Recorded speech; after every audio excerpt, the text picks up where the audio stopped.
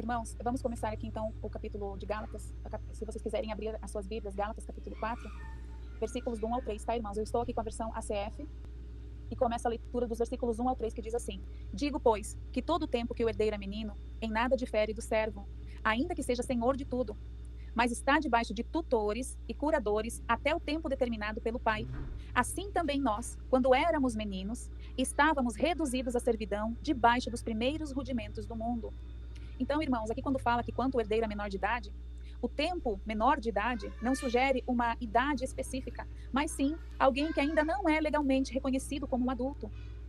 Em ambas as culturas, tanto na judaica quanto na grega, haviam cerimônias definitivas de maioridade, onde o garoto parava de ser um menor de idade e começava a ser um homem, com direitos legais como um herdeiro. Dentro do costume romano, não havia uma idade específica em que o filho se tornava um homem. Acontecia quando o pai achava que o garoto estava pronto.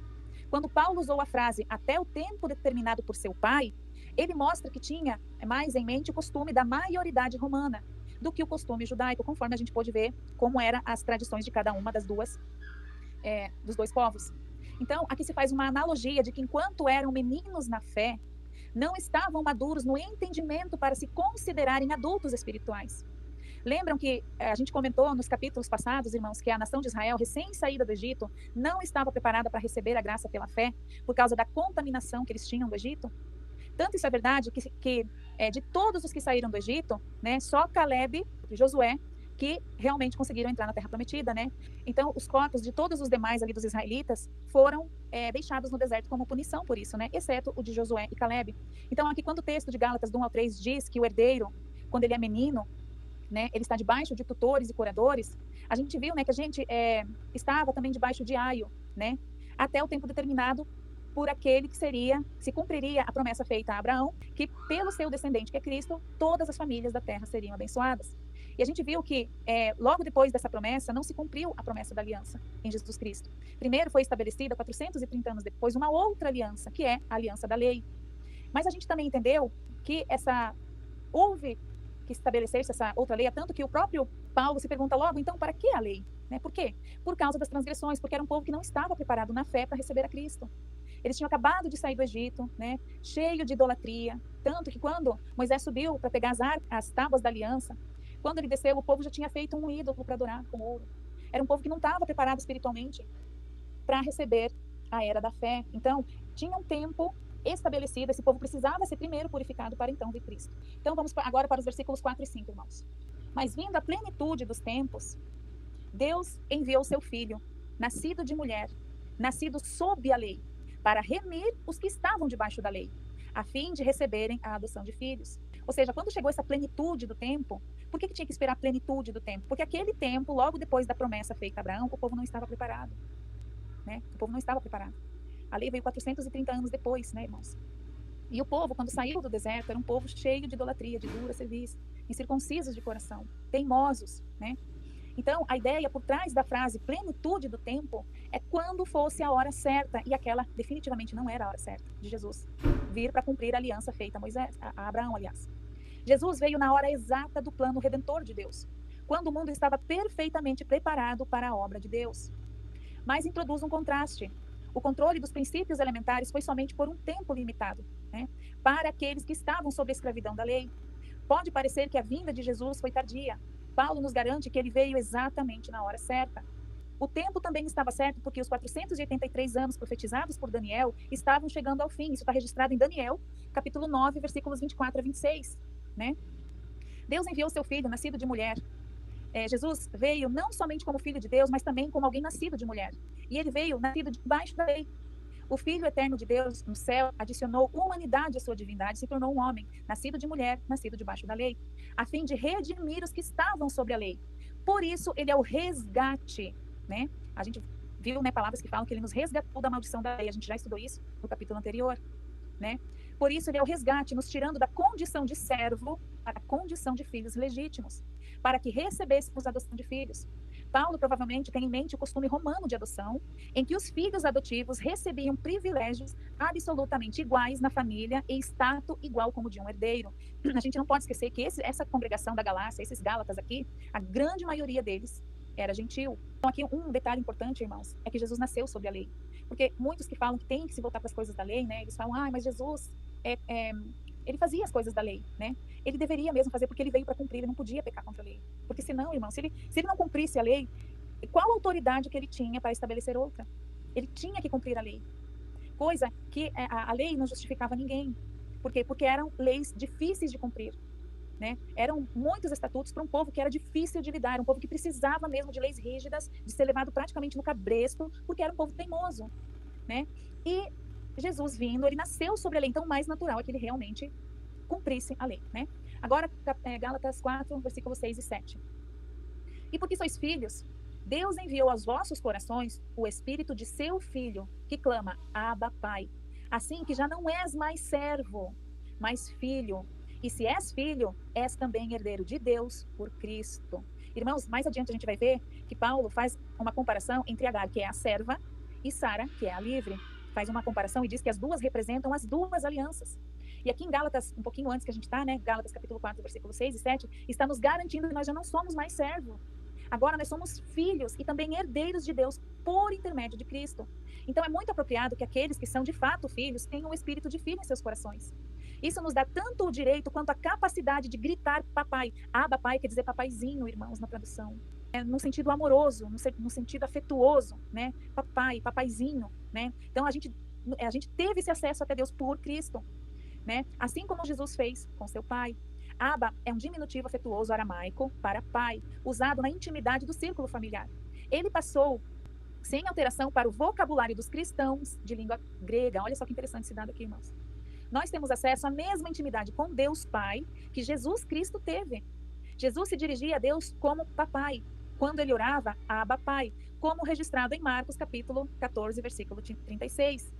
Chama Abba, Pai. Nós não sussurramos, papai, como se nós estivéssemos hesitantes ao falar tão afetuosamente. Ao invés disso, nós clamamos, ou seja, agora nós temos esse acesso, essa ousadia no falar. Nós temos esse acesso por causa do que Cristo fez. Né? Então Deus enviou aos nossos corações o Espírito do seu Filho. Sabemos que somos filhos e filhas de Deus pelo testemunho do Espírito Santo dentro de nós. Tem uma parte, irmãos, que eu não puxei aqui, que diz assim, eu puxei sim, tá aqui, ó. Assim como Paulo escreveu em Romanos, capítulo 8, versículo 16, que diz o seguinte, Romanos 8, versículo 16, o próprio Espírito testifica com o nosso Espírito que somos filhos de Deus.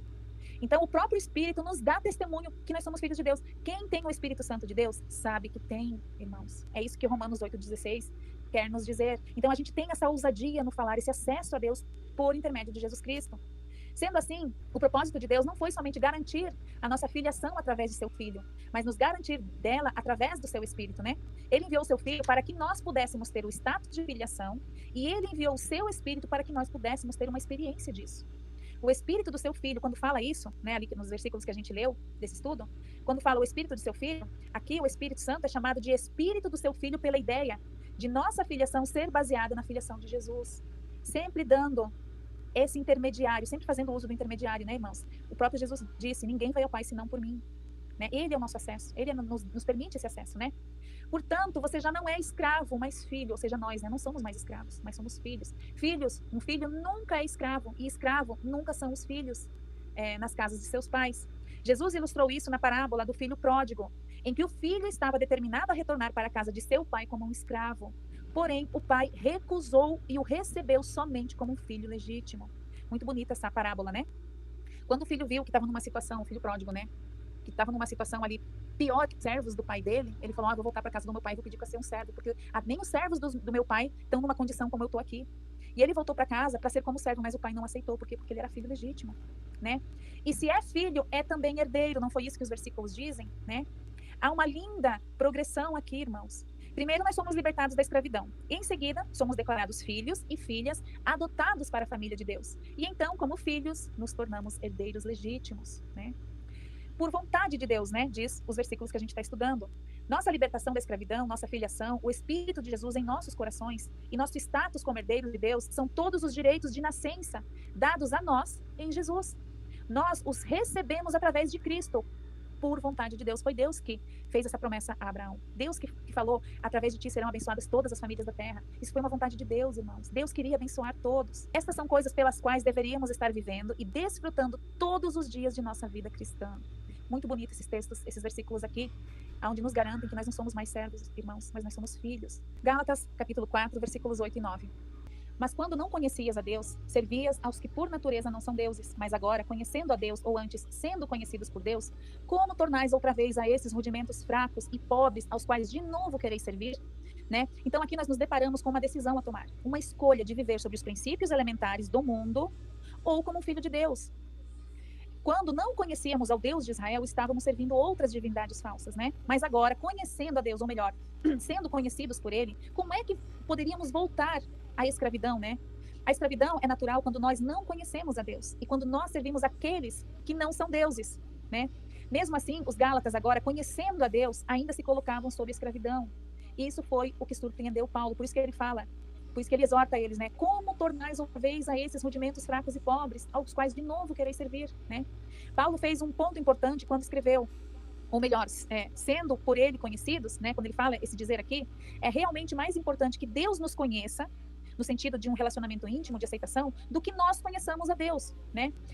A gente pode se lembrar das terríveis palavras de julgamento em Mateus, capítulo 7, versículos 21 a 23, onde ele fala, nunca os conheci, né? Então, aqui um adendo, né, de comentário aqui, como é que estão voltando aqueles mesmos princípios elementares, fracos e sem poder, recorrendo ao legalismo, né? Os Gálatas não estavam cometendo um erro novo, mas retornando a um antigo. A ideia de um relacionamento com Deus baseado em obras, né? Como cristãos, podemos nos colocar sob a escravidão de um relacionamento com Deus baseado em obras e causas e efeito? Porém, isso é como andar para trás, não para frente. Ao escrever voltando, quando ele cita esse termo voltando, Paulo mostra que os Gálatas não estavam cometendo um erro novo, mas retornando a um antigo, voltando para as coisas que já tinham passado. Agora, eles já tinham avançado para algo superior, né? A ideia de um relacionamento baseado em obras com Deus, né? Uma das tragédias do legalismo é que ele dá a aparência de maturidade espiritual, quando na realidade leva o fiel de volta a uma segunda infância de experiência cristã. Hoje nós estamos debaixo da graça, sobre o Espírito Santo. Hoje o Espírito Santo foi derramado em filhos e filhas. Naquela época o Espírito Santo era só para os profetas, para alguns reis, alguns juízes, né? Algumas pessoas que eram a voz de Deus para o povo. O Espírito Santo não era derramado no povo. Hoje, a promessa que nós temos muito maior é a promessa de um derramamento do Espírito sobre filhos e filhas e servos e servas, né? Como meninos no entendimento que precisam ser guiados por regras rigorosas de seus pais. Parece que as pessoas têm essa tendência a querer voltar para essas regras e não entender a liberdade em que nós fomos colocados debaixo da graça. Então, esses princípios são referidos como fracos e pobres, pois além de não dar justificação, não oferecem os dons do Espírito Santo derramados em todos, como acabei de citar, né? E também estão debaixo de um sacerdócio falho e com necessidade de repetição de ofertas que nunca davam a remissão plena dos pecados. Ou seja, a gente sabe, né, que os sacerdotes ali, o sumo sacerdote tinham que entrar de ano em ano, e o sacerdote tinha que entrar uma vez, o sumo sacerdote, né, uma vez por ano, com sangue alheio, pelas culpas do povo e pelos seus próprios pecados, e aspergir todo o lugar. Só que passava-se um ano, ele tinha que fazer isso de novo. E aí morria esse sacerdote, tinha que se constituir um novo, um sumo sacerdote. Cristo fez isso uma vez. Só há uma vez que Cristo precisou fazer isso, né? Nós hoje repetimos isso em memória dele, no partir do pão, ali no ritual da Santa Ceia, quando a gente parte o pão, relembrando que Cristo partiu o corpo por nós, distribuindo o cálice, que é o cálice da nova aliança, que foi derramado por muitos, não por todos. Vejam que ali quando ele fala derramado por muitos, ele não fala derramado por todos, porque não são todos que estão debaixo, totalmente debaixo dessa nova aliança, né? Porque muito bem a gente viu nesse estudo que aqueles que querem voltar para as coisas da lei, separados estáis de Cristo e da graça, caíram. Gálatas, capítulo 4, versículos 10 e 11. Aqui, irmãos, veja o que ele vai falar. Guardais dias e meses e tempos e anos. Veja, dias, qual que é o dia que se guarda? E meses, quais que são os meses? Quais são as celebrações? E tempos e anos. Receio de vós que não haja trabalhado em vão para convosco. Né? Ou seja, os falsos mestres entre os Gálatas exigiam a observância dos dias especiais, meses, ocasiões específicas e anos e outros assuntos legalistas, e agiam como se isso os levaria a um plano mais alto de espiritualidade. Na verdade, ao contrário. No entanto, tudo que esses princípios elementares fracos e sem poder de legalismo faziam era levá-los à escravidão. Por isso que tem uma parte nas Escrituras que diz assim, que eles faziam comemoração do pecado, faziam recordação do pecado. né? Infelizmente eu não puxei o texto aqui, né? Paulo parece surpreendido que alguém pudesse abandonar a liberdade em Jesus para ir para esse tipo de escravidão. No entanto, o legalismo atende e reconhece a nossa carne ao colocar o foco no que nós realizamos para Deus e não no que Jesus fez por nós. Ou seja, eu preciso fazer tal coisa e não entendendo que Jesus, o poder da ação de Jesus para conosco, né? A liberdade de Jesus, a liberdade que Jesus nos dá um status de filhos e uma herança rica. Contudo, não satisfaz a nossa carne. Parece que a gente tem aquela tendência de querer fazer aquelas obras mortas, né? Observe como tal versículo está em desacordo com toda e qualquer teoria de um sábado cristão, cortando na raiz como corta de toda a obrigatória observância de tempos como esses. Ali ele fala, guardais dias e meses e anos e tempos. Receio que não haja trabalhado em vão para convosco. Ele está dizendo, vocês querem voltar a fazer essas coisas, não precisa mais, né? Temo que os meus esforços por vocês tenham sido inúteis. É como se ele estivesse falando isso. O medo de Paulo era de que esta atração ao legalismo poderia significar que seu trabalho entre os Gálatas não realizou nada e acabaria sendo até inútil, né? Quando ele cita o termo inútil no final desses versículos que a gente leu, Paulo coloca uma escolha à frente dos Gálatas e diante também de nós, irmãos. Podemos ter um relacionamento vivo e livre com Deus, como um pai amável, baseado no que Jesus fez por nós e quem nós somos nele? Ou podemos tentar agradar a Deus através de nossos melhores esforços de respeitar aquelas regras, vivendo na escravidão como escravos e não como filhos? Viver dessa maneira torna o evangelho inteiro inútil. Para que então que foi necessário estabelecer o evangelho, se aquelas coisas lá tem que continuar fazendo? Para que Jesus morreu na cruz? Se aquilo lá justificasse, logo Jesus não precisava ter vindo. Mas justamente porque não há justificação naquelas ações, naqueles rituais, naquelas práticas, foi que se fez necessário criar uma nova aliança, conforme muito bem registrado em Jeremias 31, do 31 a 33.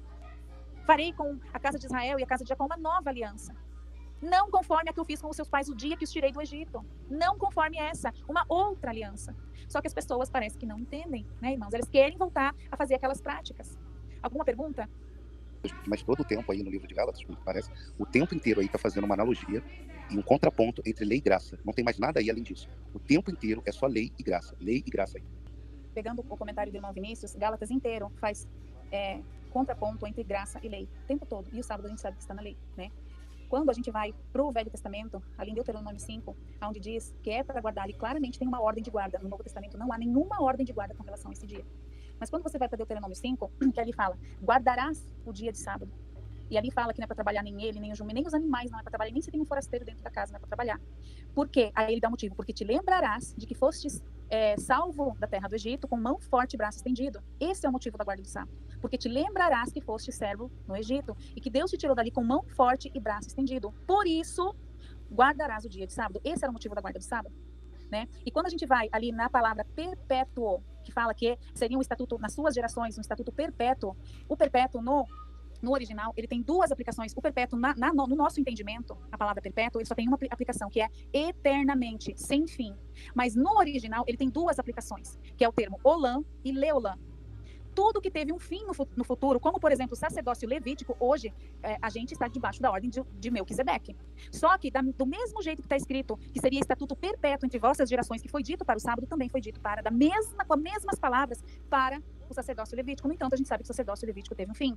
Quando a gente vai e pesquisa esses dois termos, olam e leolam, a gente vê que tudo que tem o termo olam, aplicado para o termo perpétuo no Antigo Testamento, são coisas que teriam fim no futuro. Ou seja, futuro indefinido significa futuro indefinido. Ou até que no futuro. Isso é a aplicação do termo olam. Todas as coisas que têm aplicação de leolam indica, esse sim, é a palavra perpétuo como nós entendemos no português, ou seja, sem fim para sempre. Quando se fala em todas as passagens de sábado, eu desafio algum dos irmãos aqui, se quiser me apresentar um texto do Antigo Testamento que fala da guarda perpétua do sábado, usando o termo leolam, eu volto aqui e peço desculpa para vocês, mas não há nenhum. Todos os termos de perpétuo utilizados para a guarda do sábado estão aplicados no termo olam, ou seja, até que ou no futuro indefinido, um fim no futuro indefinido. Assim como esse mesmo termo olam foi aplicado para o sacerdócio levítico, para a circuncisão e os dias de festa. Agora, quando está escrito sua benignidade dura perpetuamente, aí o termo é leolam. Em Hebreus 7, quando fala do sacerdócio de Jesus Cristo, o termo utilizado é leolam, do sacerdócio de Melquisedeque. Quando a gente volta, irmãos, para ali o relato de Abraão, para quem que Abraão pagou os despojos? Para quem que ele pagou? Para Melquisedeque. Nesse estudo, os irmãos não estavam nos capítulos anteriores, mas conta a história que que Abraão deu os despojos do dízimo para Melquisedeque, né? Ou seja, Levi ainda não tinha nem saído dos lombos de de Abraão. Levi é tataraneto de Abraão. Mas ali fala que o evangelho foi pregado primeiro a Abraão, quando foi feita a aliança com ele da promessa, que está registrada em Gênesis, capítulo 12, versículos do 1 ao 3. Que no seu descendente, todas as famílias da terra seriam abençoadas. Ali fala que foi entregue primeiro o evangelho a Abraão, está no capítulo 3 de Gálatas. E reparem que quando ele foi dado os despojos para o sacerdote Melquisedeque, que foi para quem ele pagou dízimos, Abraão, Melquisedeque deu para ele pão e vinho. Isso é muito emblemático. Então, irmãos, o sábado ele teve uma razão de existir, tá muito bem registrado em Deuteronômio 5, que para que o povo se lembrasse que foi tirado com mão forte, braço estendido da terra do Egito, né? Jesus veio e cumpriu isso, né? E hoje, no Novo Testamento, apesar de ter mais de 60 citações do sábado, ali não tem nenhuma ordem de guarda, como está muito explicitamente, guardarás o dia de sábado. Está escrito assim no Antigo Testamento várias vezes. No Novo Testamento não tem nenhuma. O que diz no Novo Testamento, nós não podemos ser hipócritas, é que a guarda do sábado é facultativa. Só que quando a gente vai para Gálatas 3:10, que fala que aquele que guarda um preceito é maldito se não guardar todo ele, a gente sabendo que o sábado está no decálogo, está nas leis, então a gente entende que a gente pode sim guardar o sábado, mas não por uma conotação da lei, mas porque eu escolhi aquele dia para guardar. Não por uma questão da lei, porque senão você é obrigado a guardar toda ela. Senão, Gálatas 3:10 está mentindo. Tá, irmãos, eu vou continuar aqui o estudo, tá bom? A gente pode fazer um estudo com relação ao sábado, tá? E abranger mais profundamente essa questão aí. Eu puxo todos os textos para vocês, ali os termos no código Strong dos originais, para a gente avaliar bem essa questão aí, ficar bem claro e não ficar nenhuma dúvida para a gente sobre a questão do perpétuo que cabe para a guarda do sábado. Gálatas 4, versículo 12. Irmãos, rogo-vos que sejais como eu, porque também eu sou como vós. Nenhum mal me fizeste.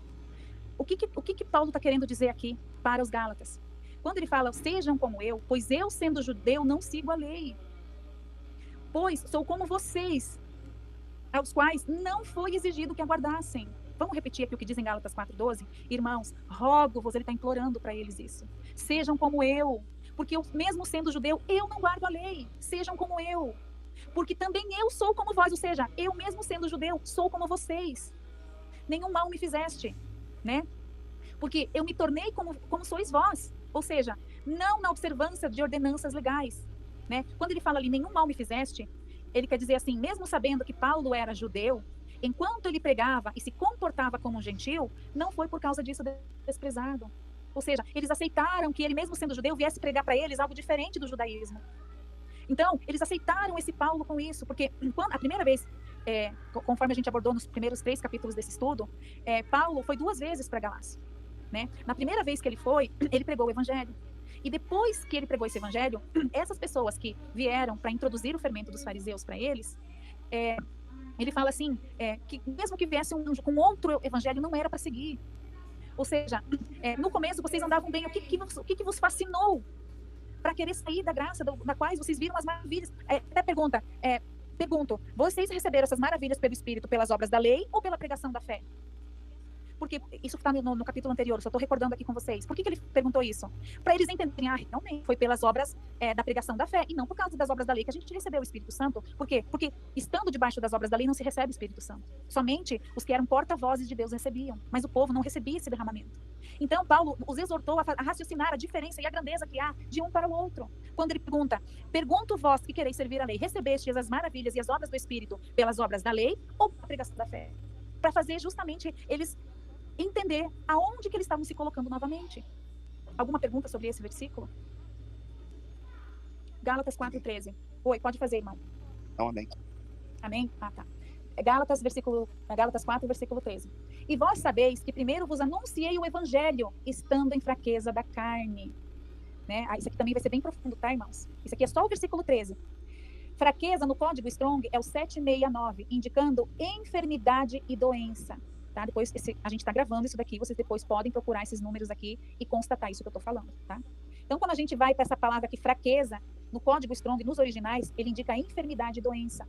Aqui ele relembra que na primeira vez que pregou o evangelho para os Gálatas, ele estava doente. Talvez esteja relacionado com 2 Coríntios, capítulo 12, versículo 7, que está escrito assim: e para que não me exaltasse pela excelência das revelações, foi-me dado um espinho na carne, a saber, um mensageiro de Satanás para me esbofetear, a fim de não me exaltar. Então, conforme a gente lê aqui em 2 Coríntios, capítulo 12, versículo 7, que ele está falando ali para aos Coríntios, né, a congregação de Coríntios, a pregação dele era tão excelente, mas tão excelente, que foi dado um espinho na carne para ele, para que ele não se exaltasse. né? Então, provavelmente, é essa mesma espinho na carne aqui que ele está se referindo nessa enfermidade aqui que ele falou em Gálatas 4, versículo 13. Mesmo ele estando em fraqueza, quando ele anunciou o evangelho, a gente vai ver no versículo 14 agora, fala que eles não rejeitaram ele, mesmo tendo essa fraqueza, né? Que a gente lê em Gálatas capítulo 4, versículo 14. E não me rejeitastes, nem desprezastes isso, que era uma tentação na minha carne. Antes, me recebeste como um anjo de Deus, como Jesus Cristo mesmo, né? Ou seja, mesmo ele tendo esse espinho na carne, ele tendo essa fraqueza, essa enfermidade, eles aceitaram ele de bom grado, como se fosse um próprio anjo ali anunciando para eles. Eles aceitaram ele de bom grado, né? Tem uma outra tradução que diz assim, irmãos: e não cedestes à tentação de ter desprezo ou repugnância por meu aspecto físico. Ao contrário, vós me recebeste como a um mensageiro de Deus, como ao próprio Cristo Jesus. Isso aqui é uma outra tradução que eu coloquei, que está escrito dessa maneira, que aqui fala sobre o aspecto físico, indicando doença mesmo, né? Ou seja, mesmo estando aparentemente doente, não deram descrédito para a sua pregação. Antes, o receberam como um anjo. Um anjo é livre da carne, enfermidade e tentação. Ou seja, eles falaram, eles poderiam ter dito, né? Meu, mas esse cara aqui vem pregar essas maravilhas estando doente. Que crédito que esse cara quer que a gente dê para ele? Eles podiam ter pensado isso, né? É isso que ele está querendo refrescar a memória deles nesse sentido. Alguma pergunta? Aqui vai vir a concordância agora do porquê que ele está dizendo tudo isso, tá, irmãos? Eu fiz questão de versículo por versículo, porque é difícil mesmo a interpretação. Tem que ir para os originais, tem que tentar entender o contexto, e inclusive puxar referências cruzadas, como fiz aqui no caso de 2 Coríntios. Gálatas 4,15. Qual é, logo, a vossa bem-aventurança? Porque vos dou testemunho de que, se possível for, arrancarias os vossos olhos e nos daríeis. Né? Agora, ele vem, por que ele disse tudo isso sobre a enfermidade dele? É como se ele estivesse falando assim, qual que é a vantagem que vocês têm? Já que hoje vejo que vocês mudaram completamente desde aquela vez. Sobre a falta de arrancar, sobre quando ele fala de arrancar seus próprios olhos para dar para Paulo, pode ter relação com sua enfermidade, citada no versículo anterior. Tão altamente, vocês me valorizaram. Sim? Que ele tem um problema no olho, na vista, uma coisa assim. Uma vez eu vi o pessoal falando na internet. Sim, parece que ficou alguma coisa, porque quando Jesus apareceu para ele, né, ele ficou cego. Parece que ficou alguma debilidade ali, tá? Não é confirmado pelas escrituras isso. Isso são os historiadores que falam, né? Tão altamente vocês me valorizaram. Seria uma frase proverbial para um maior autossacrifício, ou seja, eles seriam capazes de arrancar o olho deles para dar para Paulo, de tanto que eles creram em Paulo. Mesmo ele tendo esse aspecto de doença ou de falha ali humana, né, que ele tivesse essa fraqueza na carne, né? Demonstrando tal apreço que demonstraram a Paulo naquela ocasião. Isso também pode apontar para a tamanha consideração por causa da verdade do evangelho que receberam para agora estarem decaídos daquela bem-aventurança. Né? Então, por isso que ele faz correlação da enfermidade dele. Vocês creram tanto em mim, mas tanto no que eu disse na primeira vez, que mesmo estando demonstrando fraqueza na carne, vocês eram capazes até de arrancar os seus próprios olhos e me dar de tanto que vocês confiaram em mim. É isso que ele quer dizer. Né? Sempre falando, mas eu não estou entendendo por que vocês estão querendo voltar se vocês entenderam tão bem no início. É isso que ele está querendo explicar aqui. Gálatas 4,16. Fiz-me acaso vosso inimigo dizendo a verdade? Ele indaga, né? Ou seja, como se ele estivesse dizendo assim, já que eu estou pregando o evangelho da verdade, do qual vocês têm se desviado? É isso que ele está querendo dizer. Eu estou sendo agora inimigo Jesus de vocês. disse essa frase também? Acaso tornei o vosso inimigo por dizer a verdade? Como, irmão? Não entendi. Você sabe dizer se Jesus disse essa frase também? Eu não puxei aqui correlação, irmão. Porque eu acho que Jesus disse essa frase também, os fariseus, não foi? Pode ser. Eu sei não que tem sabia uma que Paulo frase que tinha ele dito disse. exatamente a mesma coisa. Curioso. Sim, tem uma frase que ele usa aqui, que eu abordei no estudo passado também, irmão. A mesma expressão que Jesus disse, Paulo fez. Deixa eu tentar lembrar da palavra aqui. Caramba, incrível. Sim, eu vou ver se eu volto depois no estudo anterior e mostro para vocês. Mas ele usou uma mesma expressão, eu até fiz a referência cruzada aqui, eu não usei, irmão, a referência, mas depois eu vejo isso, tá? E comento com o irmão. Okay. Mas ele fala isso, agora eu sou inimigo de vocês, já que eu estou dizendo o evangelho da verdade para vocês. Por quê? Por que ele está dizendo isso? Porque ele está vendo que eles estão partindo para outros lados, né, do que ele tinha ensinado, que eles tinham aceitado tão bem, e agora ele está tendo que vir dar essa dura de novo em cima deles, né? Ao repreendê-los pelo comportamento errôneo, ao se sujeitarem a ensinamento de outros, façam-me inimigo de vós por causa disso? Porque ele está repreendendo esse comportamento que eles estão tendo por ter crido na palavra de terceiros, e não no que eles tinham recebido primeiramente dele. É nisso que ele está se referindo aqui, né? Gálatas 4,17. Se vocês tiverem alguma dúvida, podem me interromper, tá, irmãos? Eu estou acelerando um pouquinho por causa do tempo, mas podem me interromper. Gálatas 4,17. Aí olha só o que ele fala aqui, irmãos. Eles têm zelo por vós, não como convém, mas querem excluir-vos para que vós tenhais zelo por eles. O que ele quer dizer com isso? Eles, quando ele fala deles, né, esses lisonjeiros, aqueles lisonjeiros, aos quais haveis sujeitado para outro evangelho, em contraste com o próprio Paulo, que ele diz a verdade. Ou seja, ele está fazendo um contraste entre eles e eu, quando ele diz, eles têm zelo por vós. Só que não como convém. né? O zelo no proselitismo era característico especialmente dos judeus. A gente vê isso em Romanos, capítulo 10, versículo 2, quando diz: porque lhes dou testemunho de que tem zelo de Deus, mas não com entendimento. Era uma característica dos judeus, eles eram zelosos. Só que aqui, nesse quesito, faltou entendimento. Né? Quando ele fala em Romanos, capítulo 10, versículo 2. Aqui em Gálatas 4:17, ele fala que eles também têm zelo, só que não como convém. Aqui, a intenção não é por uma questão de falta de entendimento, mas porque eles querem excluir-vos do que da graça, para que vós tenhais zelos por eles, ou seja, para que vocês sigam eles no que eles estão dizendo, para que vocês fiquem correndo atrás deles, porque eles estão ensinando alguma coisa diferente para vocês, se apeguem a eles. É isso que ele está querendo dizer. Em Gálatas O excesso 1:14 de zelo, também. a sua casa os destruiu, não tem isso também? Não. Sim, quando Jesus derruba a mesa do templo, né? E o zelo consumiu. Né? Era Perfeito. uma característica dos judeus, sim, o zelo. Ali, no caso, se referindo a Jesus, no Salmo, né, fala sobre esse episódio quando ele derruba as mesas do centro, né? E o zelo o consumiu. Por quê? Porque por causa do zelo ele ficou irado. Tirou Jesus das 4 linhas, vamos dizer assim, né? Por quê? Porque o zelo o consumiu. Então, era uma característica dos judeus a questão do zelo, né? Em Gálatas 1:14, a gente leu nesse estudo, né? E na minha nação excedia em judaísmo, falando do próprio Paulo. Ele se escanda ali em Gálatas 1, que ele fala, né, que ele era, se tinha alguém que tinha que seguir a lei, era ele, porque ele excedia em judaísmo a muitos da minha idade, sendo extremamente zeloso das tradições dos meus pais, né? Aqui ele está falando, né, eu estou colocando referência cruzada, como os judeus tinham essa característica de zelo mesmo, né? Só que voltando aqui a Gálatas 1:14, que a gente já estudou, ele falou isso lá em Gálatas 1:14, no intuito de dizer assim, se eu que era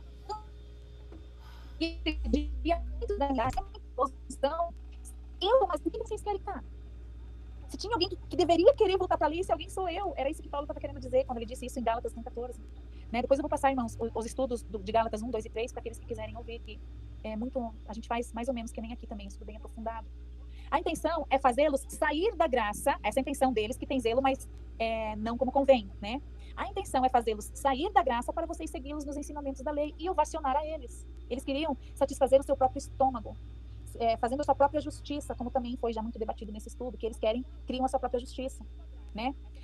O que se confirma também Romanos 16, versículos 17 e 18, que diz assim: e rogo-vos, irmãos, que noteis os que promovem dissensões e escândalos contra a doutrina que aprendestes, desviai-vos deles.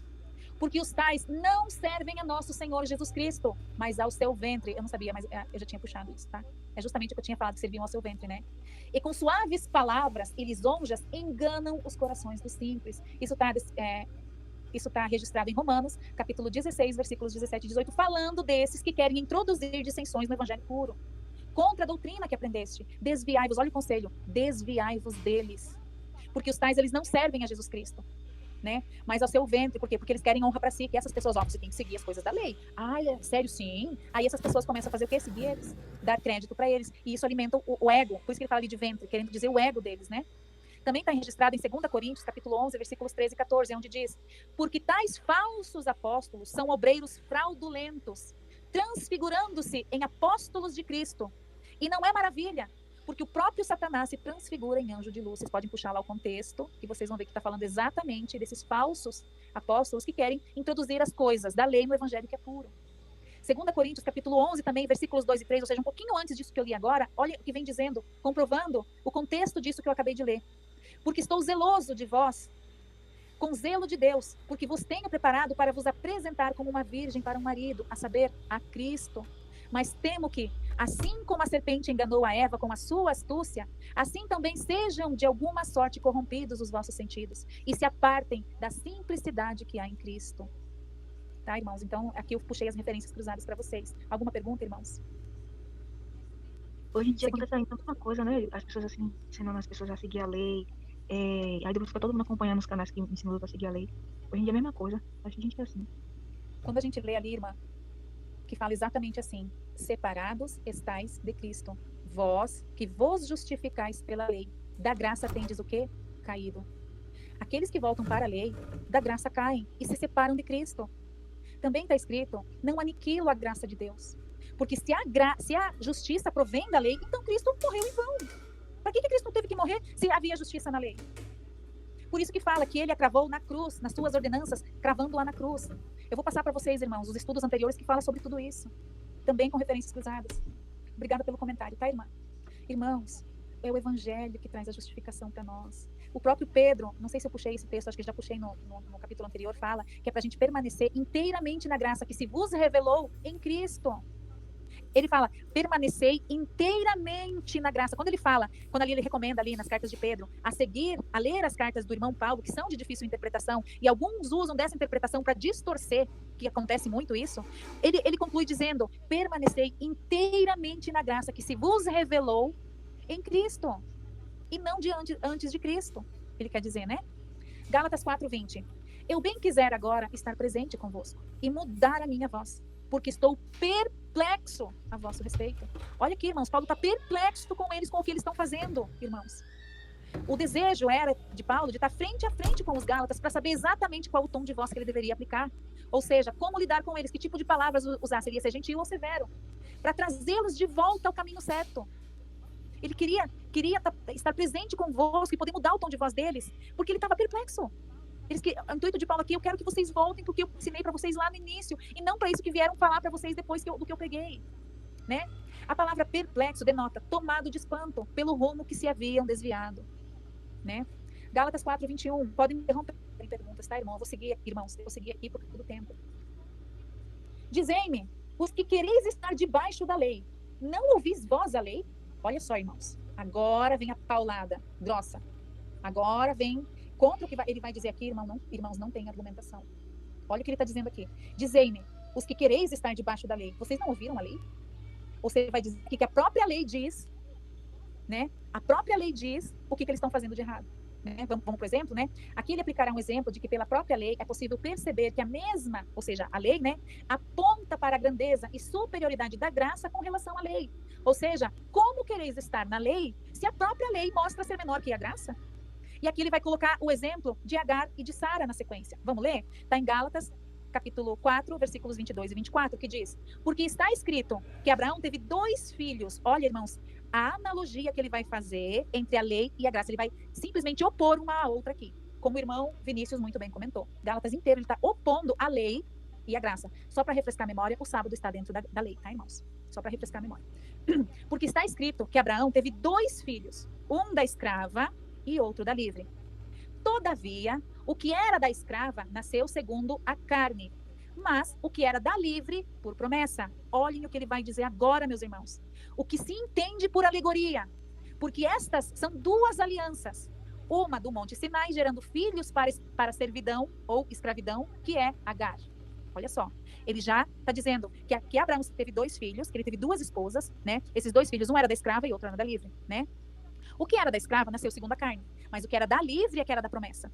O que se entende por alegoria, ou seja, aquilo lá é uma sombra para nós, é um exemplo para nós. Porque estas são 2 alianças, irmãos. São 2 alianças. Uma do Monte Sinai, gerando filhos para a servidão, que é Agar. Né? A própria lei mostra uma alegoria para o tempo futuro, aplicada às esposas de Abraão com seus respectivos filhos, e as compara como escrava e livre, apontando a escrava como sendo a lei e a livre como sendo a graça pela nova aliança, irmãos. Claramente aponta que os que são da lei são filhos da escrava Agar, enquanto os que são da graça são filhos da promessa por Sara, que representa a liberdade, a nova aliança. Por isso que ele falou, o que se entende por alegoria, porque estas são as 2 alianças, quando ele fala de Agar e de Sara, irmãos. Uma da escravidão e outra da liberdade.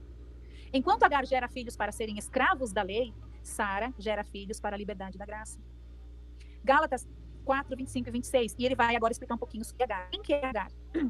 Ora, essa Agar é Sinai, um monte da Arábia. Aqui está falando da parte física. Olhem só, irmãos. Ora, esta Agar é Sinai, um monte da Arábia, que corresponde a Jerusalém, que agora existe. Pois é escrava com seus filhos. De quem que ele está falando aqui? Dos judeus. Da Jerusalém terrena?